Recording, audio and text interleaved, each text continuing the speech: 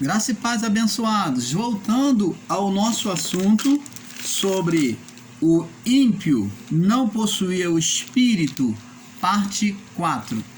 Então, abençoados, como o canal Luzes da Graça vinha ensinando, os espíritos dos ímpios, e os espíritos dos ímpios, os ímpios eram aqueles que rejeitavam a palavra do Pai. Quando a pessoa, a partir da lei de Moisés, ela recebia as leis de Deus e ela rejeitava, então desde Moisés até o juízo, todos aqueles que rejeitavam agiam de forma insubordinada, com desrespeito à lei, não respeitando a lei, foram considerados atos de impiedade. E aquele que permanecia na desobediência passou a ser ímpio. Mas todos eles tinham o Espírito. Todos eles tinham o Espírito. Só que o Espírito, como o irmão Paulo ensinou, ele estava o quê? Dominado, subordinado à vida do corpo, que é chamado de alma. Foi chamado de alma. Então, a vida do corpo dominava o espírito, porque o espírito se sujeitou no início da criação, então passou a vir vidas com aquela mesma característica. Por isso que Deus dá como morto. Morto por quê? Porque aos olhos de Deus, o espírito está inoperante. Deus não tem como se manifestar por meio desse espírito. Não tem como habitar no espírito por causa da condição que ele se colocou, de condenação sobre a alma. Você está entendendo, amado? Agora, vir ensinar, ou o irmão Paulo vir ensinar que os ímpios, eles foram escolhidos para ser ímpio, que Deus, ele traz uma pessoa à vida para ser o ímpio e não um filho da eleição, não um eleito, isso não é verdade. Vamos ver aqui o que o profeta Isaías já havia profetizado antes da palavra de Paulo. Vamos lá. Isaías, vamos ver o que o profeta Isaías já havia profetizado antes de Paulo. Isaías, capítulo 55, que todos nós conhecemos, né? Isaías 55, no verso, vamos ler o verso, somente o verso do 17 ao 13. 55, do verso 17, do verso 7 ao 13. Do verso 7 ao 13, diz assim, ó, vamos ler do 6 ao 13 em diante, para ter um melhor entendimento. Diz assim, Isaías 55, 6 ao verso 13, diz assim, buscai ao Senhor enquanto se pode achar. Opa! Então estamos botando uma condição de aceitação por Deus. Então aqui há uma escolha da pessoa, uma escolha pessoal, um livre-arbítrio. Invocai-o enquanto há tempo, enquanto está perto. Enquanto há tempo, enquanto está perto. Perto de quê? Perto o tempo de estar com Deus. Porque viria o juízo e o tempo já não seria mais oportuno. E diz assim, verso 7, deixe o ímpio o seu caminho. Opa!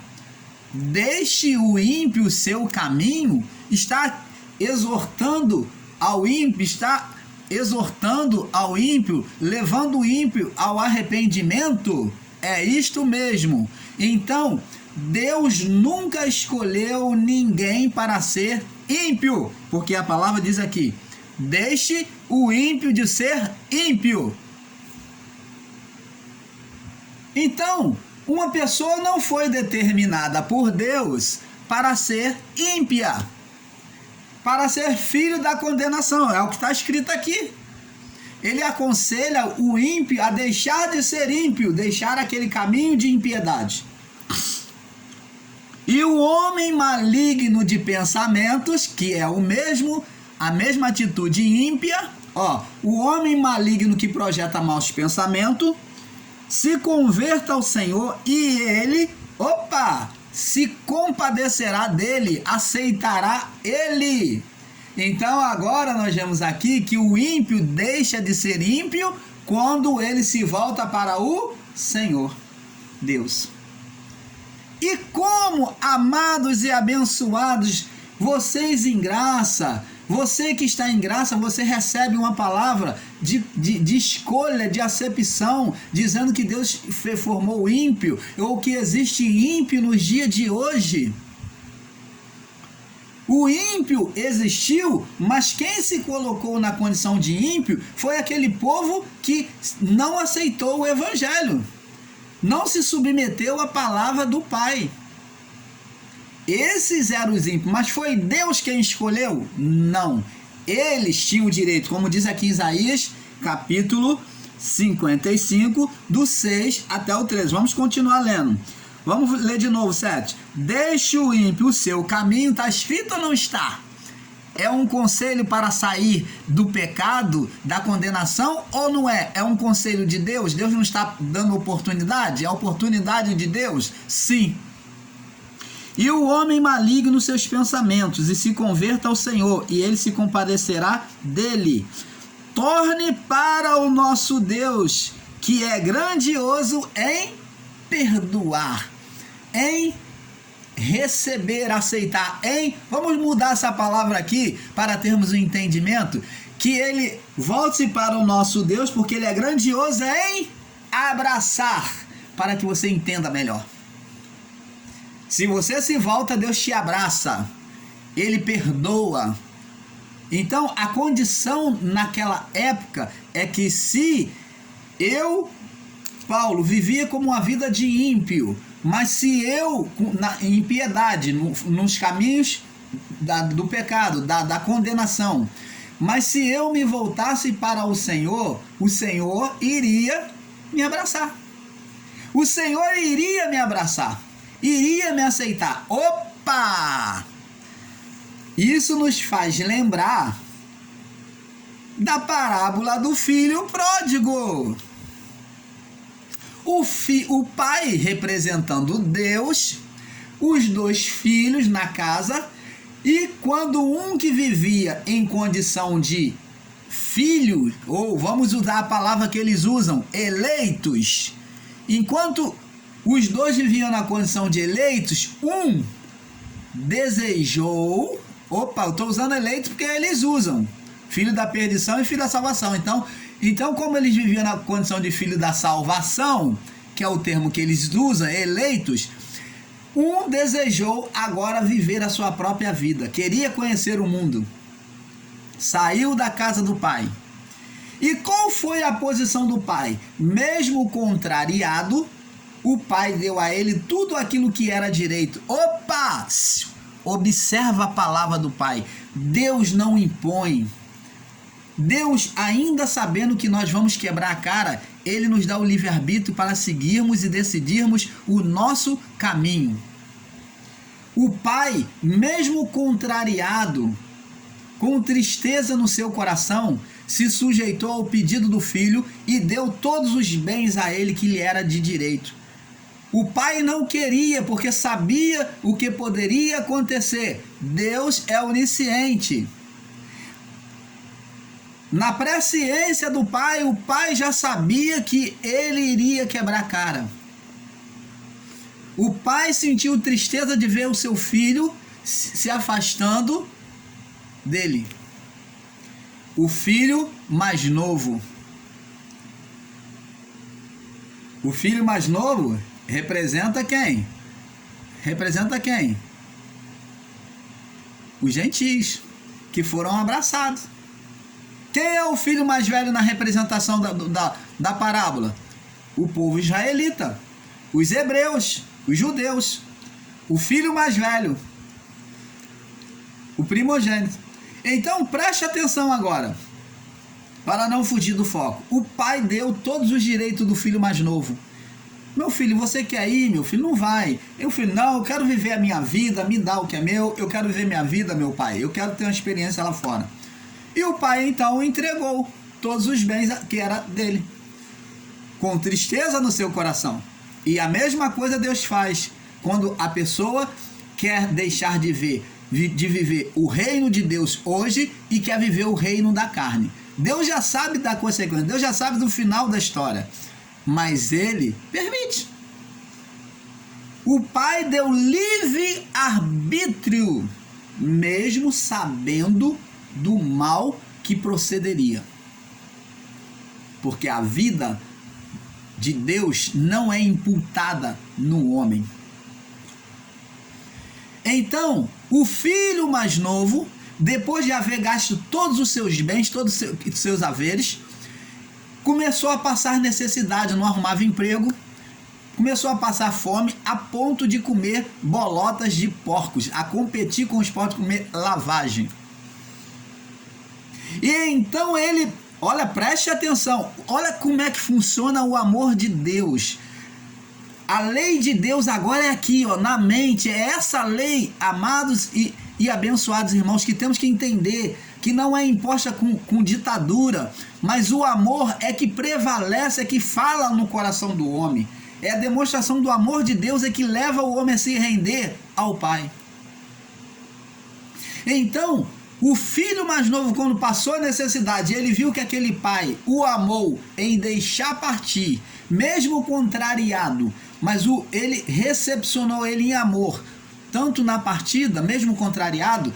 Ele, quando passou a necessidade, ele falou assim, ele pensou, ele ponderou no seu coração e falou, enquanto eu estou aqui passando necessidade, os servos do meu pai estão lá, ó, comendo bem, tendo de tudo, e eu tinha tudo isso, e eu joguei para trás. Olha, eu não mereço mais ser chamado de filho, mas eu vou pedir ao meu pai que me considere pelo menos como servo dele e me deixe voltar para casa. E ele voltou. E olha, para surpresa nossa, para aprendizado nosso, amados e abençoados, quando ele vem ao longe, quando o pai o vê ao longe, olha, o pai já esperava ansiosamente pela volta do filho, pelo arrependimento no coração dele. Quando o pai o vê ao longe vindo lá no campo, o pai se alegra, que é Deus, a representação de Deus. O pai se alegra e vem ao encontro, ele vai ao encontro do filho, e o filho vem se arrependendo, e o pai, meu filho, esquece isso, meu filho, não tem nada não esquece, não leva em conta não, o pai te abraça, o pai te recebe. E então manda pôr sandálias nos pés dele, anel no dedo, e para surpresa dele, para maior surpresa, esse é o amor do nosso Deus. Temos que compreender, muitos ensinadores em graça comparam um amor do homem, um olhar do homem, um julgamento do homem com o julgamento de Deus. Isso é ignorância.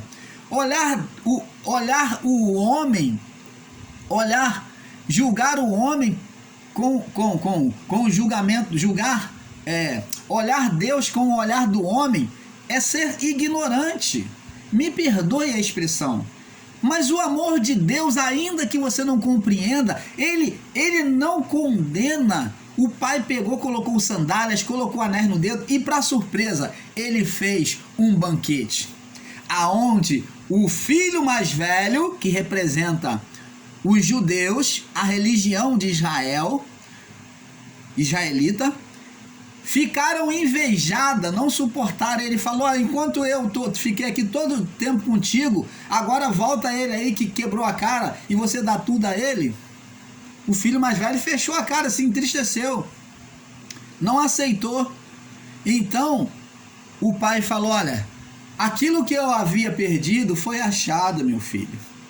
Então este amor, amados irmãos, é que temos que compreender, ainda que o filho mais velho não compreendeu e falou, tu dá tudo a este teu filho, ele se excluiu de ser irmão do outro, ele falou teu filho, e ele não era filho. Então, o filho mais velho, que é a religião, o olhar do homem, o olhar religioso, ele só condena, ele não vê o amor de Deus, ele não compreende isso. A religião não compreende, ela olha o homem como, olha a Deus como o homem vê o outro homem. O julgamento de Deus não é o julgamento do homem. Deus falou, os meus caminhos não são os vossos caminhos, porque os meus caminhos são muito mais altos. Deus não olha pela aparência. Deus não anda pelos mesmos caminhos. O homem é incapaz de perdoar. O homem é incapaz de perdoar um estrupador, um matador, um assassino, um viciado. O homem é incapaz de perdoar quem trucidou um montão de vidas. O homem não suporta, porque o homem é carnal. Isto é natural do homem, mas em Deus há perfeito amor, porque Deus amou o mundo de tal, esse tal é incomparável, é fora da compreensão humana. Por isso foi colocada a palavra tal, porque não teve nada para se comparar a este amor. Você está entendendo, amado?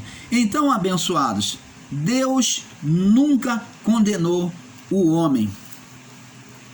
Como já falamos, o próprio apóstolo Paulo, ele estaria entrando em contradição se ele ensina que a escolha. Quando Paulo falou sobre os vasos de ira, o vaso de honra, vaso de desonra, os filhos da ira, Paulo estava falando para aqueles, estava falando na presciência de Deus, numa forma literal, sobre o final no julgamento.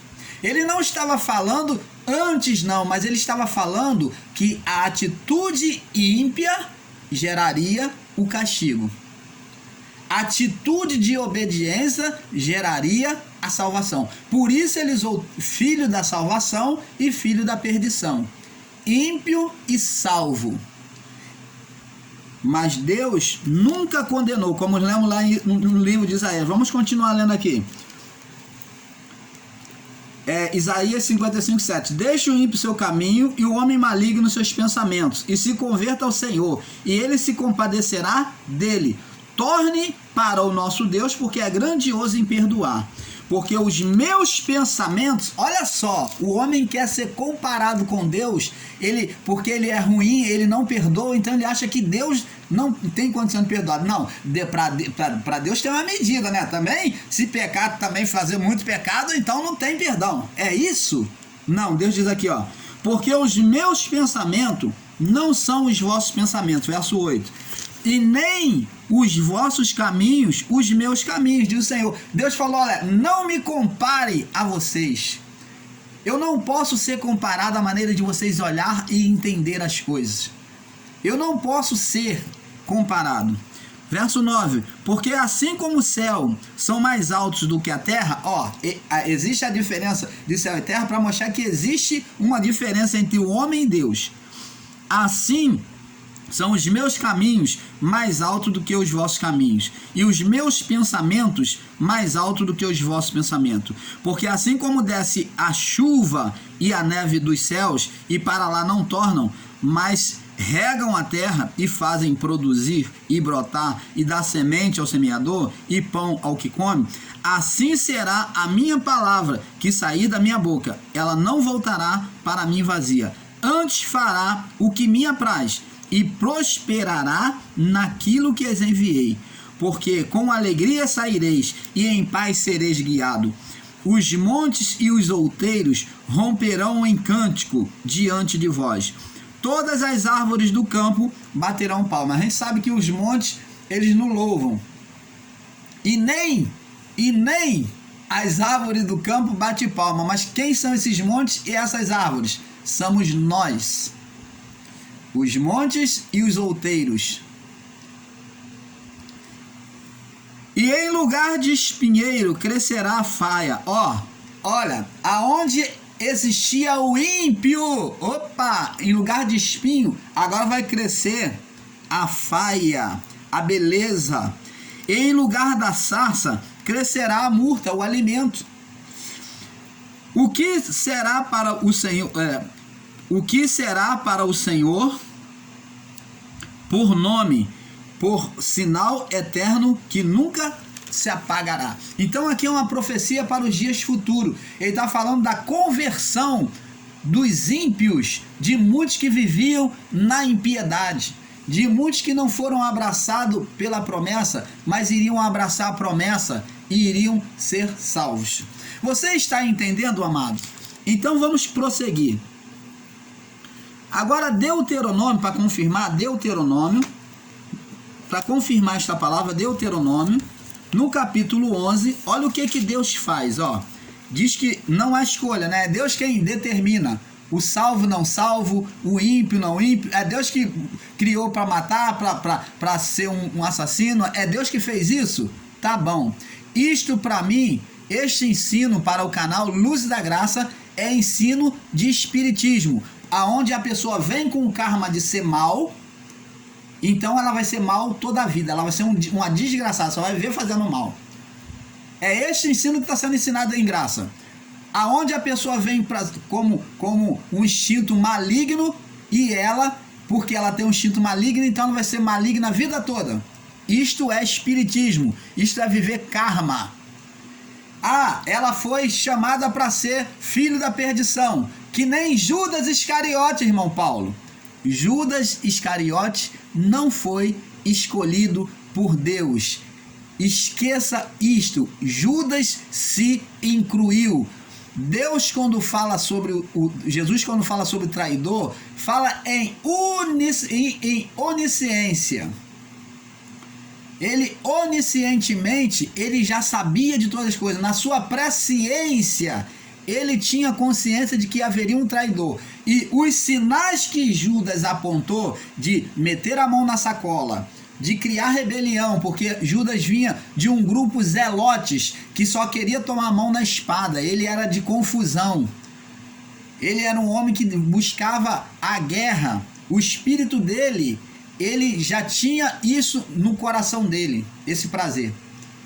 E Judas então foi avisado por Jesus de que Jesus falou para ele: eu sei o que você está fazendo, você está me traindo. Agora, por que Judas continuou? Porque Judas tinha prazer naquele mal. Foi Jesus que incluiu, foi Deus que colocou a Judas para ser o traidor? Não, foi o próprio Judas é que buscou este caminho. Era o quê? O prazer do coração dele. Enquanto ele não cumpriu o mal, ele não se arrependeu. Quando ele cumpriu o mal, foi que ele se arrependeu e o quê? Teve remorso, aonde ele se enforcou. Você está entendendo? Até o próprio Judas Iscariote, que agiu com impiedade, ele se arrependeu. Mas aí, para a vida dele, já era tarde. A vida no corpo. E eu pergunto a você, Judas Iscariote teve o seu espírito resgatado? Consequentemente, sim. Por quê? Porque se dissermos que não, o sangue de Jesus foi incapaz de remir. Ele veio com defeito, ele veio fragilizado. Mas ele veio remir todos aqueles que estavam debaixo da condenação. Se Judas, após, lá na sepultura, quando Jesus desceu lá e pregou os espíritos em prisão, ele recebeu, como ele já havia se arrependido, ele teve remorso.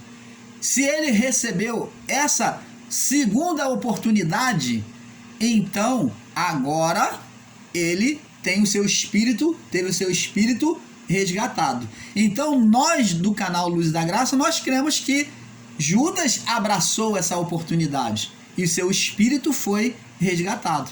Não é porque ele fez um mal na vida, nesta vida, no corpo, é que ele vai ser sentenciado por Deus lá no céu, no seu espírito. Não, porque os espíritos foram resgatados. Agora, o canal Luz da Graça não pode dizer bem me quer, mal me quer, quem foi, quem não foi, porque dependeu da aceitação do evangelho pregado em Cristo aos espíritos em prisão.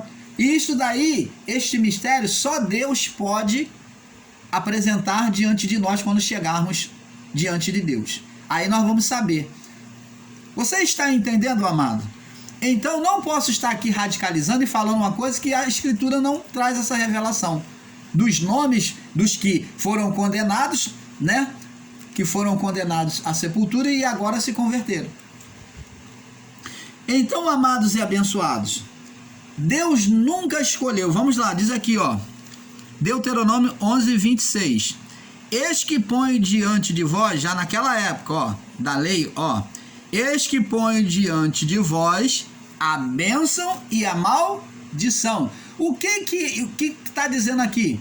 Deus está dando ao homem um direito de escolha. E como que Deus então fez o filho da salvação e o filho da perdição? Já colocou a pessoa com karma, o karma do espiritismo, né? O ensino do espiritismo de karma para poder desobedecer a Deus. Que ele já criou Adão para desobedecer. Não existe isso, amados. Tire isso do seu entendimento, do seu coração. Está aqui. Eis que ponho diante de vós uma escolha. Resumindo, a bênção e a maldição. A bênção, quando cumprirdes o mandamento do Senhor vosso Deus, que hoje te ordeno, era condicional. A bênção de Deus sobre a vida da pessoa.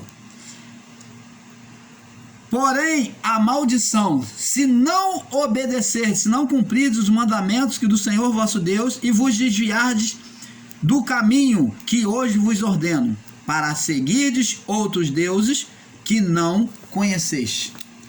Você está entendendo, amado? É uma bruta ignorância nós prosseguirmos neste entendimento.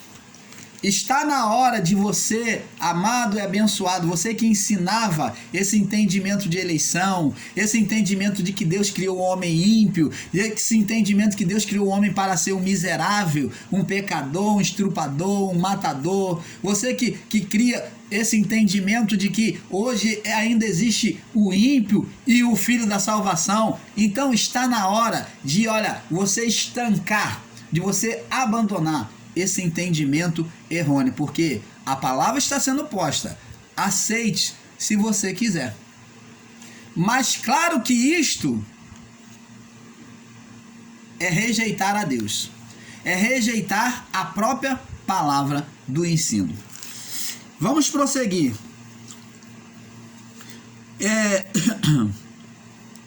Ensinar escolha para a salvação é totalmente ilógico e contrário às Escrituras. Ensinar a escolha para a salvação, a eleição, é totalmente contrário, é ilógico, não faz lógica e é totalmente contrário às Escrituras. Pois até para aquele povo do primeiro século foi condicional. Pois para todas as igrejas da Ásia tinham condição de salvação. Olha, vamos lá.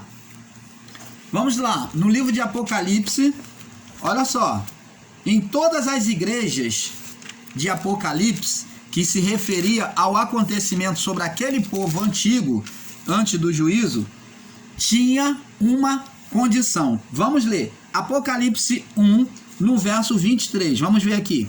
Diz aqui, Apocalipse 1,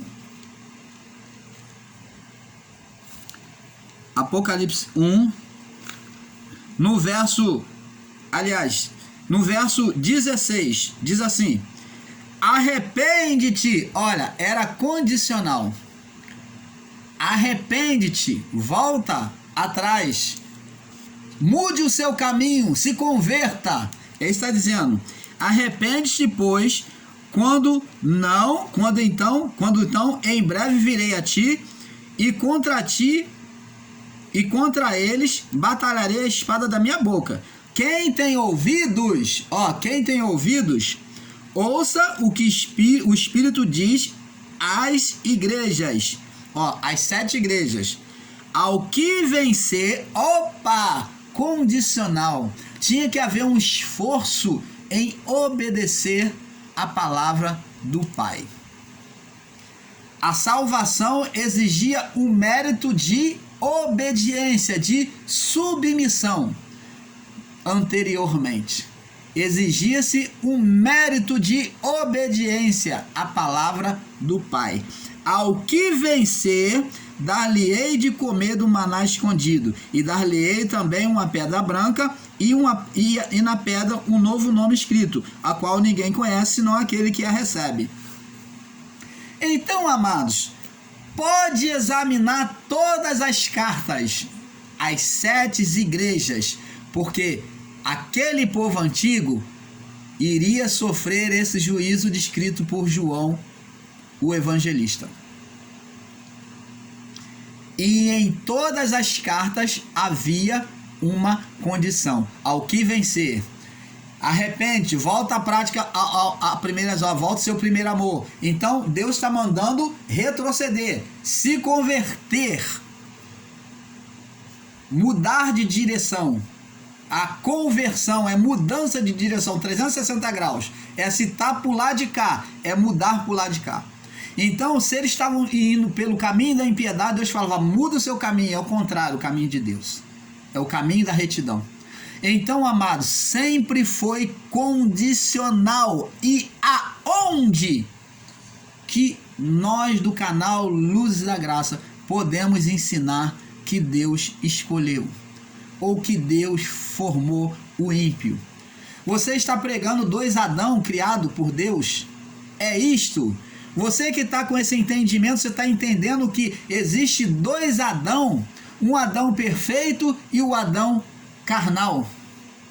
Esse primeiro Adão perfeito é o mesmo Adão, só que agora, quando peca, sem o estado de glória, um estado de condenação.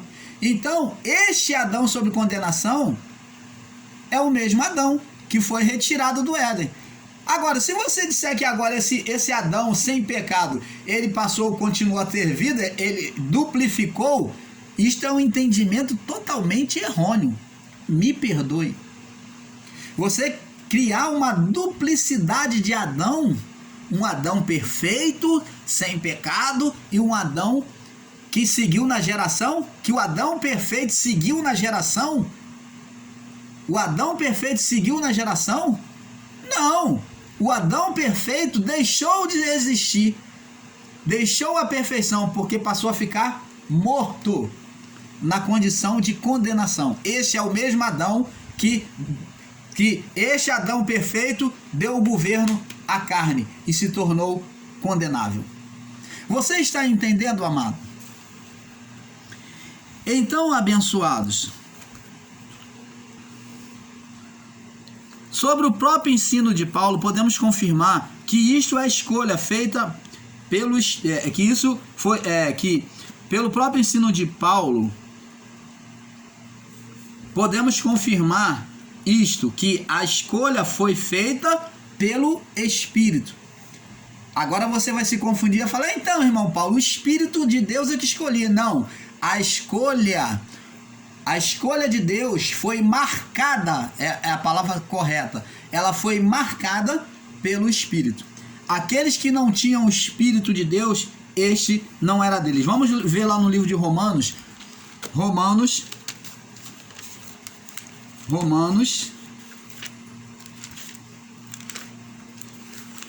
no capítulo 8, verso 17, diz assim, Romanos 8, no verso 5, aliás, Romanos 8, 5. Diz aqui, ó.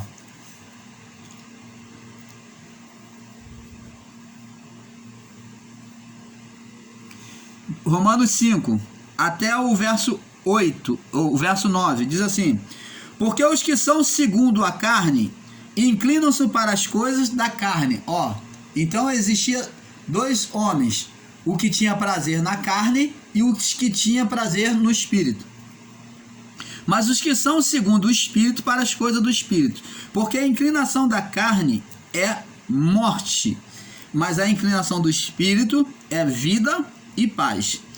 Porquanto a inclinação da carne é inimizade contra Deus. Por que Deus condenava o homem?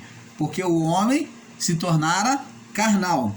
pois não é sujeita, não se submete à lei de Deus, toma atitude ímpia. Olha por que Deus condenava o ímpio. Nem em verdade pode ser. Porquanto os que estão na carne, os que vivem na satisfação da carne, não podem agradar a Deus. Vós, porém, não estáis na carne. Paulo falando acerca de alguns dos irmãos em Roma. Mas no Espírito, se é que o Espírito de Deus habita em vós. Então, a diferença do homem carnal para o homem espiritual seria o quê? O que é que marcaria a diferença? O Espírito. O Espírito seria a marca da eleição no passado. Ele que mostraria se a pessoa está em Deus ou não. E diz aqui: mas se alguém não tem o Espírito de Cristo, esse tal não é dele. Você está entendendo, amado? Então, o Espírito de Cristo é que mostrava quem era de Deus. Era o Paráclito de Deus, que significa o selo de Deus, a marca de Deus no homem. Então, abençoados, nós vamos ficando por aqui, vamos prosseguir no próximo vídeo, porque é um pouco aqui, um pouco ali. Vamos para a outra parte, para a parte 5. Paz.